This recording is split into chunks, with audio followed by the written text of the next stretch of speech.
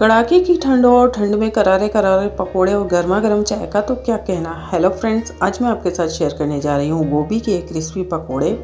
आलू और प्याज के तो आपने कई बार खाए होंगे, लेकिन आज हम नए तरीके से गोभी के पकोड़े बनाएंगे जो सबको बहुत पसंद आएंगे। फूल गोभी के पकोड़े बनाने के लिए यहाँ पर मैंने 1 किलो फूल गोभी को इस तरह से फ्लोरेट्स में काट के तैयार कर लिया है। गोभी के पीसेस को न ज्यादा बड़ा रखें न ज्यादा छोटा रखें। अब गोभी को ब्लांच करने के लिए हम इसमें पानी डालेंगे और इसमें 1 बॉईल आने देंगे और इसमें 1 तेज पत्ता डाल देंगे। इससे गोभी का टेस्ट बहुत ही बढ़िया हो जाएगा।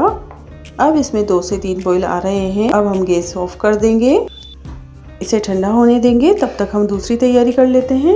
अब लेंगे 1 बाउल और इसमें डालेंगे 1 कप बेसन, 1/4 कप चावल का आटा, स्वाद अनुसार नमक, 1/4 हल्दी पाउडर, आधा चम्मच लाल मिर्च पाउडर, 1 छोटी चम्मच भुना जीरा पाउडर, 1 छोटी चम्मच काली मिर्च पाउडर, 1 छोटी चम्मच जीरा, 1 छोटी चम्मच सौंफ, थोड़े से साबुत धनिया क्रश कर लेंगे, थोड़ी सी अजवाइन इसे भी क्रश कर लेंगे और थोड़ी सी कसूरी मेथी इसे डाल देंगे और 1 प्याज इस तरह से लंबाई में कटी हुई, ग्रेट किया हुआ अदरक, बहुत सारा हरा धनिया, 3-4 हरी मिर्च चॉप की हुई, 1 पिंच हींग, 1/4 टीस्पून मीठा सोडा। अब गोभी का पानी ठंडा हो गया है। गोभी हमने ब्लांच किया था तो पानी की कोटिंग इनके ऊपर है, तो यदि हम इस ड्राई मिश्रण में भी हम गोभी को डालेंगे तो ये अच्छे से इसमें कोट हो जाएगी। यह तेज पत्ता हम निकाल लेंगे और सारी गोभी इस बाउल के अंदर ट्रांसफर कर लेंगे और हल्के हाथों से इसे मिक्स करेंगे। अब इसमें बिल्कुल थोड़ा थोड़ा पानी ऐड करेंगे इस तरह से।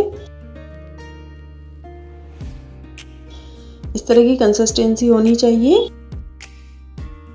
अब मैंने कढ़ाई में तेल गर्म होने के लिए रख दिया था। अब थोड़ा सा मिश्रण डालकर हम तेल के टेम्परेचर को चेक कर लेते हैं। अब तेल गर्म हो गया है तो फ्राई करने से पहले हम मिश्रण में 1 चम्मच गरम ऑयल डालेंगे। अब इसे मिक्स करेंगे, ध्यान से मिक्स कीजिएगा, ऑयल गर्म होता है। यहाँ पर ऑयल मीडियम है इसलिए मैं इसे हाथ से मिक्स कर रही हूँ। आप इसे चम्मच से मिक्स कर सकते हैं। इससे पकौड़े बहुत ही क्रिस्पी बनेंगे। अब एक एक करके हम फूल गोभी के पकौड़े डालेंगे इसमें और मीडियम हाई फ्लेम पर इसे फ्राई करेंगे। मैं गोभी के पकोड़े को 2 बैचेस में फ्राई करूंगी। इस तरह से बीच बीच में चलाते हुए पकोड़े फ्राई कर लूंगी। अब ये अच्छे से फ्राई हो गए हैं, इनका कलर भी ब्राउन हो गया है। अब इसे अब्जॉर्ब पेपर पे निकाल लेंगे और सेम हम बाकी पकोड़े भी फ्राई कर लेंगे। गोभी के पकोड़े तैयार हैं, इसे आप चटनी के साथ एंजॉय करें। इस तरह से जो हम पकोड़े बनाते हैं तो जो नॉर्मल वाले बेसन के पकोड़े बनाते हैं उनसे इनका टेस्ट एकदम डिफरेंट होता है। आप इसे एक बार जरूर ट्राई कीजिए और अगर आपको आज का वीडियो अच्छा लगे तो प्लीज इसे लाइक और शेयर कीजिए और अगर आप मेरे चैनल पर नए हैं तो प्लीज सब्सक्राइब कीजिए।